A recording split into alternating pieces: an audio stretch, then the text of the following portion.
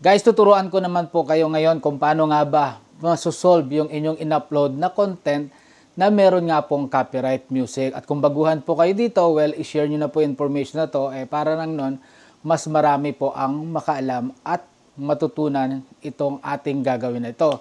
Kaya share this information and don't forget to click that follow and subscribe na rin po kung sa YouTube po kayo nanonood. Guys, ito pong gagawin natin at ipapakita ko po sa inyo ay ginawa ko po ito sa laptop, no? So, nag-upload po ako ng video ngayon lang at nakatanggap nga po ako ng copyright dito sa aking in-upload. Yung nakalagay po dyan, yung revenue na tinatawag. Yung revenue po kasi na yan, guys, pag nakakita po kayo ng ganyan, ibig sabihin lang po niyan, yung pong may-ari ng music po na yon, ina-allowed niya na gamitin yung kanyang music, pero share po kayo sa kanyang revenue.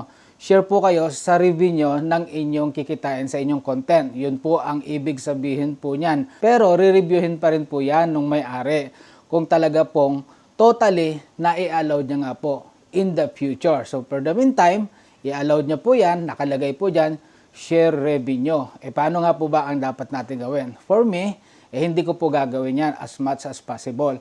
Kaya ang ginawa ko po, dahil po dyan, pag nag-upload po kayo, dyan nakita nyo po sa screen na yan, may makikita lang po kayo na portion na ginamit nyo nga po yung kanyang music. So dahil po ito po yung kumanta sa piyesta na kung saan yung intro po kasi niyan, wala pa siyang boses dyan. So madidetect at madidetect po yan nung may-ari ng music po na yan. So ang gagawin po natin dyan is i-delete lang po natin yung portion na may copyright. So, ganun lang po. Kailangan po kasi guys, so mga mahilig po mag-video okay, no, sa mag-karaoke, pwede naman po ninyong gawin yan. Para po maiwasan nyo yung copyright music, ang dapat nyo pong gawin, laksan nyo po yung boses nyo, hinaan nyo po yung background music. Hindi na po masyado madidetect yan ni Facebook, yung kanilang mga generated dito po sa Facebook. So, ganun lang po kasimple guys.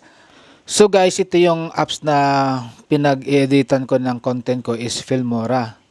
So, ito yung sinasabi ko sa inyo, itong part na to, yan, ito yung part na nakikita nyo dyan sa pula na yan.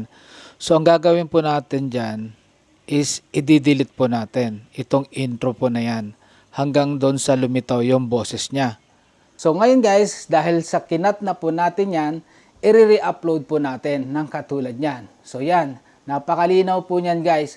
Wala na pong copyright. So, in case lang po na magkaroon man po uli ng copyright yan, makikita nyo po yan sa inyong support inbox, sa inyong Facebook, sa inyong pong settings. Doon nyo lang po yan makikita. At kung meron pa pong copyright, well, accept changes nyo lang po yan. Or much better po, kung hindi pa po masyado maraming views, i-delete nyo na po yan. Kasi baka in the future po magka-problema po kayo. So, ganun lang po guys, kasimple. Ang dapat nyo pong gawin, kung hindi pa po kayo nagkakaroon ng try it now, yung try it now po kasi na yan guys, dito po sa Reels, yan po ay ina-allowed na po tayo ni Facebook na gumamit nga po ng kanilang music na ay pre-provide.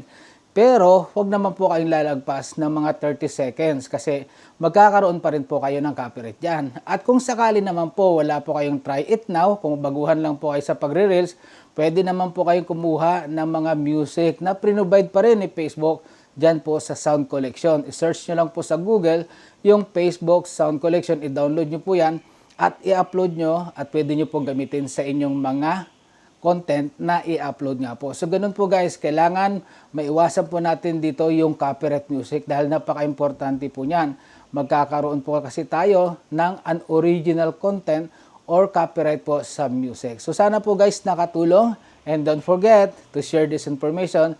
And sa mga followers ko po dito, sa mga subscriber ko po sa YouTube, pasensya na po kayo dahil hindi po ako masyado active dito. Pero kung talaga po kayo ay merong katanungan na talagang emergency po yan, pwede nyo po akong bisitahin sa Facebook. Sa Facebook page ko po, Not Palaboy. Mag-message lang po kayo dyan at makakapag-reply po ako. Pero syempre, suportahan nyo rin naman po yung aking Facebook page at the same time, ito po ang aking YouTube channel. Same lang po yung pangalan niyan, hindi po kayo malilito.